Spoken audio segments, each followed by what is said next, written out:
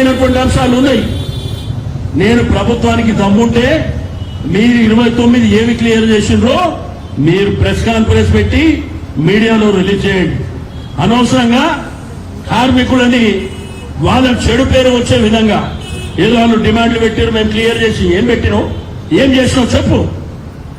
చెప్పకుండా వాళ్ళని అపాస్పాలు చేసేటువంటి మరి హక్కు నీకు ఎవడిచ్చిందని నేను అడుగుతా ఉన్నా. ఈ రోజు రాష్ట్రంలో చూస్తే ఏ వర్గాన్ని మీరు వదిలిపెట్టారు? రైతులను వదిలిపెట్టిర్రా, విద్యార్థులను వదిలిపెట్టిర్రా, మహిళలను వదిలిపెట్టిర్రా?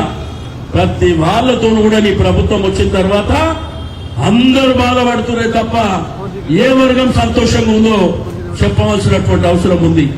నీ ప్రభుత్వానికి చేత కాదు. నిన్న చెప్తున్నారు ఏదో అంటే టీఆర్ఎస్ పార్టీ వాళ్ళతో ఫోన్లో మాట్లాడితే సమ్మె చేస్తారు. ఎవడన్నా అరే నువ్వు వాళ్ళకి చేసేది చెయ్యి, వాళ్ళకి చేసేది చెయ్యి. మేము చెప్తే ఉద్యోగులు ధర్నా చేస్తారా? కాబట్టి ఒక్కడు గుర్తుంచుకోవాల్సినటువంటి అవసరం ఉంది. ఆ రోజు కేసీఆర్ గారు పెద్ద మనసు చేశాడు. ఆయన చెప్పాడు కేబినెట్ లో మన ఉద్యోగస్తుల తర్వాత ఆర్టీసీ కార్మికులే మన కోసం బలంగా నిలబడ్డటువంటి బిడ్డలని చెప్పి ఆ రోజు కేసీఆర్ గారు చెప్పారు. వాళ్ళకి ఎంత చేసినా తక్కువనే అని ఆ రోజు కేసీఆర్ గారు చెప్పారు. కానీ ఈ రోజు మిమ్మల్ని ఏమడుగుతుంది?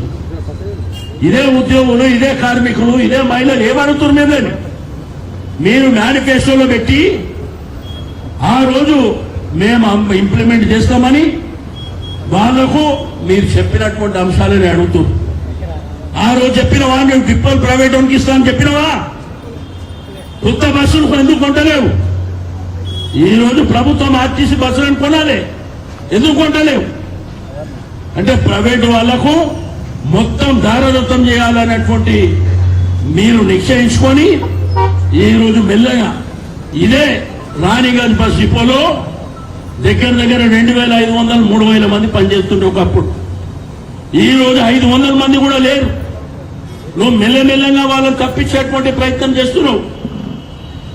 కాబట్టి నేను ఈ ప్రభుత్వానికి హెచ్చరిక చేస్తున్నా, మీ క్యాబినెట్ తర్వాత వీళ్ళని చర్చలకు వెంటనే పిలవండి.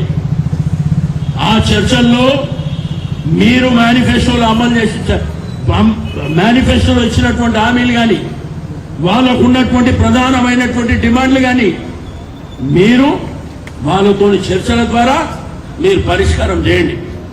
నేను మీ యూనియన్ నాయకులకు కూడా చెప్తున్నా, ఏదైతే ఇక్కడ మీరు ఈ డిపోలలో కానివ్వండి, రోడ్ల మీద కానివ్వండి, బస్సుల్లో పనిచేస్తున్నటువంటి మీ న్యాయమైనటువంటి డిమాండ్లు ప్రభుత్వం ఒప్పుకుంటేనే తప్ప మీరు విరమణకు పోండి.